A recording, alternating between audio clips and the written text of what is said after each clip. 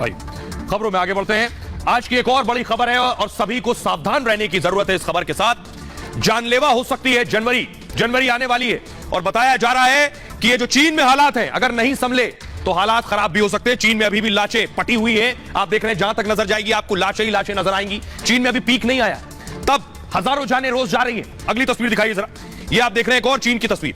अभी भी हजारों जानें जा रही है। अभी संक्रमण का जो दर है वो बढ़ चुकी है। लाखों मरीज रोज सामने आ रहे हैं कोरोना संक्रमण के। अब चीन का ये जो कोरोना है, जनवरी भारत के लिए इंपॉर्टेंट है। 40 दिन बहुत सतर्क रहने की जरूरत है। हालात खराब हो सकते हैं। अगली तस्वीर दिखाई, क्योंकि भारत में स्थिति ये है कि यहां भी बाजारों में उतनी ही भीड़ है, लोग उसी तरह बाजारों में निकल रहे हैं। और दूसरी चीज कि अब 31 आ रहा है, नया साल आ रहा है। नए साल में लोग बाहर निकलेंगे घूमने के लिए, तो सावधानी बरतनी जरूरी है। क्योंकि मैं आपको बताऊं कि टूरिस्ट डेस्टिनेशन पर भारत में बहुत ज्यादा भीड़ हो रही है। एक्सपर्ट कह रहे हैं 40 दिन जरूरी है, जनवरी जानलेवा भी हो सकता है। ये क्यों कह रहे हैं ये मैं आपको दिखा रहा हूं। देखिए जिनपिंग को आप देख रहे हैं, कोरोना छिटक छिटक के गिर रहे हैं। ऐसे ही चारों तरफ कोरोना छिटक छिटक के जा रहे हैं। देश के लिए जनवरी जानलेवा है। भारत के लिए कोरोना पर अगले 40 दिन बहुत गंभीर बताए जा रहे हैं।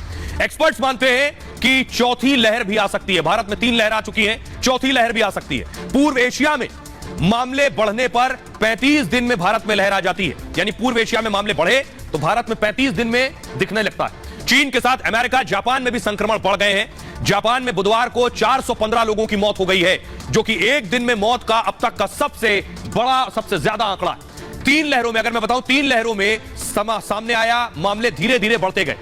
पहली लहर देखिए, अगर आपको याद हो, पहली लहर 2020 में आई थी। पहला केस 30 जनवरी को केरल में आया था भारत में।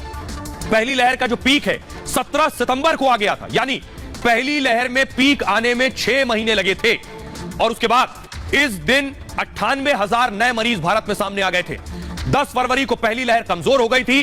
सितंबर में पीक था, फरवरी में कमजोर हो गई थी। करीब 377 दिनों तक पहली लहर चली थी। उसके बाद करीब 1 करोड़ से ज्यादा लोग संक्रमित हुए। 1,55,000 जानें भारत में गई थी। दूसरी लहर याद कीजिए, दूसरी लहर 2021 में आई। मार्च से ही संक्रमण में तेजी आनी शुरू हो गई थी दूसरी लहर में। अप्रैल और मई में दूसरी लहर चरम पर पहुंच गई थी। कितने दिन में?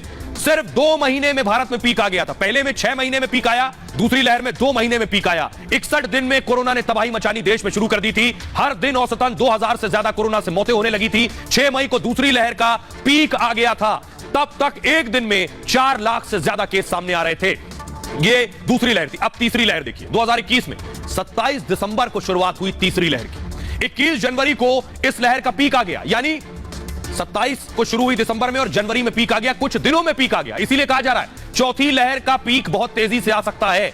तीसरी लहर में 3,47,000 मामले 21 जनवरी को सामने आ गए थे। और इसके बाद संक्रमण दर का कम होना शुरू हुआ था। एक महीने में 50 लाख नए मरीज सामने आए थे। इस दौरान 10,465 लोगों की मौत हुई थी। अब 40 दिन में कहा जा रहा है भारत के लिए बहुत इंपॉर्टेंट है। और इन 40 दिन में यानी जनवरी जानलेवा हो सकता है। इसीलिए आपसे कह रहा हूं, अब सुनिए जरा, एम्स के महामारी एक्सपर्ट है संजय राय, उन्हें सुनिए। इंडियन ट्रेजेक्टरी की मैं बात करूं कि आगे क्या है, सो बहुत ही अनलाइकली है कि कोई बहुत ही बड़ा वेव आके हमें परेशान करने वाला है। नंबर ऑफ केसेस के हो सकते हैं, नंबर ऑफ हॉस्पिटलाइजेशन बढ़ जाए, डेथ बढ़ जाए। क्योंकि आज की डेट तक जो भी हमारे पास एविडेंस है कि जिनको नेचुरल इन्फेक्शन हो गया वो अच्छे समय तक प्रोटेक्टेड है, लंबे समय तक प्रोटेक्टेड है और बेटर प्रोटेक्टेड है।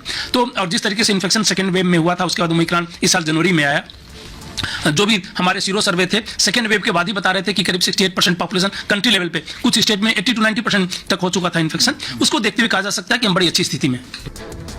लेकिन खतरा कहां से, ये मैं आपको बताने जा रहा हूं। चीन कोरोना एक्सपोर्ट कर रहा है। चीन फ्लाइट के जरिए कोरोना भेज रहा है। इसलिए सबसे पहला खतरा चीन से आने वाले पैसेंजर हैं। ये मैं क्यों कह रहा हूं? क्योंकि चीन ने कई ऐसी फ्लाइट्स भेजी हैं। आपको बताऊं, उन फ्लाइट में जब लैंड हुई दुनिया के देशों में तो आधे लोग कोरोना पॉजिटिव थे।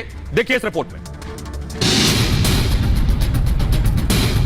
चीन ने यूरोप में एक बार फिर कोरोना बम फोड़ दिया है। चीन एक बार फिर दुनिया में कोरोना एक्सपोर्ट कर रहा है। 2023 में चीन ने फिर दुनिया को तबाह करने का प्लान बना लिया है। दरअसल चीन से इटली के मिलान जा रही 2 फ्लाइट में यात्री कोरोना पॉजिटिव पाए गए।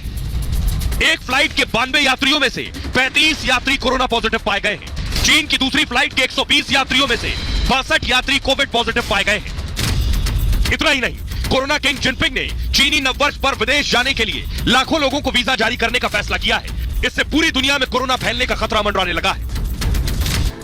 और आइए अब मैं आपको बताने जा रहा हूं, चीन कोरोना एक्सपोर्ट कर रहा है पूरी दुनिया में। भारत ने किन किन देशों से आने वाली फ्लाइट्स पर निगरानी शुरू कर दी है और कह दिया है बिना रिपोर्ट नेगेटिव के भारत में एंट्री नहीं मिलेगी। देखिए कौन कौन से देश हैं। तैयारी ये है आपके सामने, देखिए चीन से भारत आने वाली फ्लाइट, दक्षिण कोरिया से भारत आने वाली फ्लाइट, जापान से भारत आने वाली फ्लाइट, थाईलैंड से अगर जो फ्लाइट भारत आ रही है, हांगकांग से और सिंगापुर से। ये जो देश हैं जिन्हें आप देख रहे हैं, इनसे फ्लाइट से जो भी पैसेंजर आ रहा है उसे अपनी नेगेटिव रिपोर्ट लेकर आनी होगी। भारत ने क्यों किया है आरटीपीसीआर रिपोर्ट नेगेटिव हो? आइए आपको बताता हूं कि आखिर ये करने के पीछे वजह यह कि इन देशों में हालात खराब है, इन देशों में स्थिति क्या है कोरोना की, तभी भारत ने फैसला लिया है। इन 6 देशों में हालात देखिए, कोरोना से लगातार केसेस बढ़ रहे हैं। ये आपके सामने आ गया, हर दिन करीब, ये मैं आपको दिखा रहा हूं चीन की हालत, हर दिन करीब 3 करोड़ 70 लाख नए मरीज चीन में सामने आ रहे हैं। लगभग 25 करोड़ लोग संक्रमित हो चुके हैं। अस्पतालों में व्हीलचेयर से जमीन तक इलाज चल रहा है चीन में। शमशान में अंतिम संस्कार की 2000 तक वेटिंग चल रही। अगला देश देखिए हांगकांग। हांगकांग से जिसे भारत आना है वो आरटीपीसीआर रिपोर्ट नेगेटिव लेकर आए। 24,000 नए मरीज हांगकांग में सामने आए। अब तक 11,683 लोगों की मौत हो चुकी है। 5 लाख से अस्पतालों में मरीज है, 5 लाख से ज्यादा, करीब 23 लाख नए मरीज सामने आए हैं जापान में, और अब तक 56,648 कोरोना मरीजों की मौत हो गई है। 78 लाख से ज्यादा मरीजों का इलाज जारी है। अगला देश है साउथ कोरिया। साउथ कोरिया से अगर आ रहे हैं तो आरटीपीसीआर रिपोर्ट नेगेटिव लानी होगी। 71,000 से ज्यादा नए मरीज साउथ कोरिया में, अब तक 32,000 से ज्यादा मौत हो चुकी है। 11 लाख मरीजों का इलाज जारी है साउथ कोरिया में भी। लेकिन भारत ने क्या कदम उठाए हैं? जो लोग विदेशों से आ रहे हैं, जो लोग कोरोना लेकर भारत में लैंड हो रहे हैं, उन्हें क्या करना है ये मैं आपको दिखाता हूं। ये देखिए जरा, ये आप देख रहे हैं चीन समेत 6 देशों से आने वालों पर सख्ती बरती जा रही है, और भारत आने